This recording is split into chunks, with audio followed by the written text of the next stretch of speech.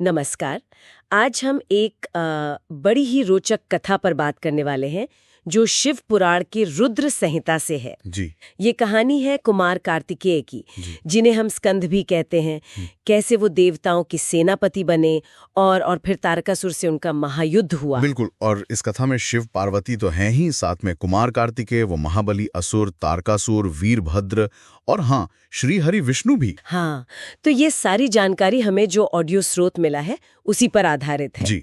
और हमारा आज का मकसद यही है कि कुमार के सेनापति बनने की कहानी और फिर वो जो तारकासुर के साथ भयंकर संग्राम हुआ उसके मुख्य हिस्सों को समझे। हाँ, और ये देखना भी दिलचस्प है कि कैसे एक उद्देश्य, मतलब तारकासुर का वध, पूरी घटनाओं को एक सूत्र में पिरोता है।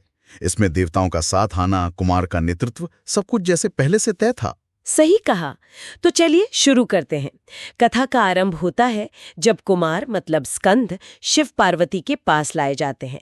उन्हें बहुत लाड़ प्यार मिला वहां। लेकिन उनका जो पालन पोषण हुआ वो 6 कृतिकाओं ने किया था। कहते हैं इसी वजह से उनका नाम कार्तिकेय पड़ा। ये भी एक अनोखी बात है ना? हाँ बिल्कुल, नक्षत्र मंडल की वो 6 कृतिकाएं। जी, ये उनके दिव्य स्वभाव को भी दिखाता है। और फिर तो क्या था, जैसे पूरे देवलोक ने उन्हें अपनी शक्तियां सौंप दी। अच्छा, क्या क्या मिला उन्हें? देखिए, पार्वती जी से तो मिला चिरंजीवी होने का वरदान, लक्ष्मी जी ने दिव्य संपदा दी, सावित्री जी ने सारी सिद्ध विद्याएं दे दी, और अस्त्र शस्त्र, अलग अलग शक्तियां।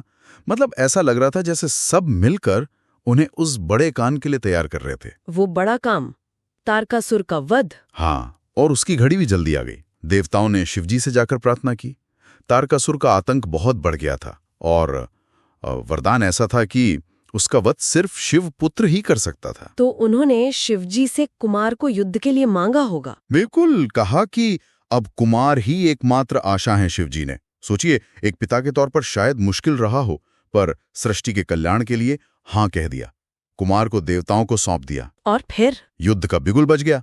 हाँ, ब्रह्मा जी, विष्णु जी, सभी बड़े देवता कुमार को सेनापति बनाकर युद्ध के लिए निकल पड़े। कहते हैं आकाशवाणी भी हुई थी जिसने देवताओं की जीत की घोषणा की। इससे उनका हौसला और बढ़ गया। कहाँ पहुंची सेना? वो महिषागर संगम पर उन्होंने पड़ाव डाला। लेकिन तारकासुर भी तो चुप नहीं बैठा होगा। अरे बिल्कुल नहीं। जैसे ही उसे ये खबर मिली, वो भी अपनी विशाल, मतलब असंख्य असुर सेना और ऐसे रणवाद्य जो कान फाड़ दें, उनके साथ युद्ध भूमि में आ धमका। कहते हैं उसके आने से धरती कांप गई थी। भयंकर कोलाहल मच गया था चारों तरफ। आमने सामने आ गईं दोनों सेनाएं। हाँ, और फिर शुरू हुआ घमासान युद्ध। कुमार अपने रत्न जड़ित दिव्य विमान पर थे और उधर शिवजी के वो प्रचंड गण वीरभद्र। हाँ, वीरभद्र। वो अपने गणों के साथ सीधे तारकासुर से भिड़ गए। बड़ा भयंकर युद्ध हुआ उन दोनों के बीच। वीरभद्र तो बहुत शक्तिशाली हैं। अद्भुत पराक्रम दिखाया उन्होंने। लेकिन वो तारकासुर, उसकी शक्ति अकल्पनीय थी। कहते हैं उसने गुस्से में आके 10,000 भुजाएं धारण कर ली। 10,000 भुजाएं? बाप रे। हाँ, अब इस रूप के आगे देवता और गण वो टिक नहीं पा रहे थे। हालत इतनी बिगड़ गई कि वीरभद्र ने शिवजी का ध्यान करके अपना त्रिशूल उठा लिया। तो क्या उन्होंने प्रहार किया? नहीं, तभी कुमार कार्तिकेय ने वीरबाहु के जरिए उन्हें रुकने का आदेश दिया और वीरभद्र स्वामी की आज्ञा मानकर पीछे हट गए। ये थोड़ा अजीब है। वीरभद्र शायद उसे रोक सकते थे, उन्हें क्यों रोका गया? ये एक सोचने वाली बात है। शायद कुमार जानते थे कि ये युद्ध वीरभद्र का नहीं, उनका अपना है। या हो सकता है ये कोई रणनीति हो, तारकासुर के अहंकार को और भड़काने की। हो सकता है। तो वीरभद्र के हटने से तारकासुर का हौसला और बढ़ गया होगा। बिल्कुल, वो तो और जोर से देवताओं को ललकारने लगा, बाणों की वर्षा करने लगा। देवता एकदम असहाय से नजर आ रहे थे। और ये देखकर विष्णु जी? हाँ, देवताओं की ये हालत देखकर भगवान विष्णु को बहुत क्रोध आया। वो अपना सुदर्शन चक्र और शारंग धनुष लेकर खुद युद्ध में उतर आए। अब तो मामला एकदम चरम पर पहुंच गया। विष्णु जी और तारकासुर आमने सामने। जी हाँ, और फिर जो युद्ध हुआ, अत्यंत भयंकर, रोमांचकारी। विष्णु जी ने पूरे वेग से सुदर्शन चक्र चलाया। लगा तारकासुर को? हाँ, सीधा लगा। वो घायल होकर जमीन पर गिर पड़ा। एक पल को लगा कि बस युद्ध खत्म। लेकिन वो तारकासुर था। वो गिरा पर तुरंत उठ खड़ा हुआ और फिर उसने जो किया वो किसी ने सोचा भी नहीं होगा। क्या किया उसने? उसने अपनी शक्ति से भगवान विष्णु के उस अमोघ सुदर्शन चक्र के टुकड़े टुकड़े कर दिए। क्या? सुदर्शन चक्र के टुकड़े? ये कैसे हो सकता है? हाँ, सुदर्शन चक्र खंडित हो गया।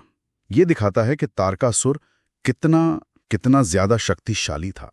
कथा यहाँ एक ऐसे मोड़ पर आ गई है जहां विष्णु जी का सबसे शक्तिशाली अस्त्र भी नाकाम हो गया है और युद्ध अभी जारी है। तो फिर इसका मतलब क्या है? एक ऐसा असुर जो विष्णु के चक्र को तोड़ दे, आगे क्या होगा इस युद्ध का? देवता कैसे जीतेंगे? और यहीं वो सवाल और गहरा हो जाता है जिसके लिए कुमार कार्तिकेय का अवतरण हुआ था। जब देवता और यहां तक कि स्वयं विष्णु जी भी तारकासुर को रोकने में इतना संघर्ष कर रहे हैं, तो आखिर कुमार कार्तिकेय की वो विशेष भूमिका क्या होगी? वो निर्णायक क्षण कब आएगा? ये हमें आगे देखना होगा।